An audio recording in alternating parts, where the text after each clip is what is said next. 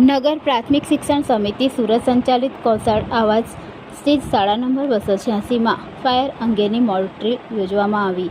નગર પ્રાથમિક શિક્ષણ સમિતિ સુરત સંચાલિત શ્રીમતી વસુમતીબેન ઠાકોર પ્રાથમિક શાળા ક્રમાંક 286માં જેમાં કુદરતી અને કૃત્રિમ આપત્તિ અંગેની વિસ્તૃત માહિતી પીરસવામાં આવી હતી। ફાયર સ્ટેશન કૌશળના fire sub officer Shri Maruti Sonawade તથા તેમની ટીમના સહયોગથી ફાયર મોક ડ્રીલનું આયોજન કરવામાં આવ્યું હતું।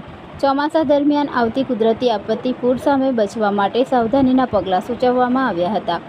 આગ સામે રક્ષણ મેળવવા માટે ફાયર એક્સટિંગ્યુશર સેલનો ઉપયોગ કઈ રીતે થાય તેમજ આ સેલ કેટલા પ્રકારના અને તેની ઉપયોગિતા અંગેની સમજ આપવામાં આવી હતી।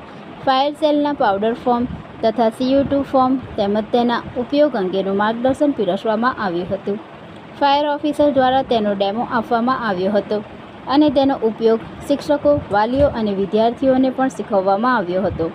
શાળાની વિદ્યાર્થીનીઓ અને શિક્ષકોએ ખૂબ ધ્યાનપૂર્વક માહિતી સાથે પ્રેક્ટિકલ જ્ઞાન પ્રાપ્ત કર્યું હતું।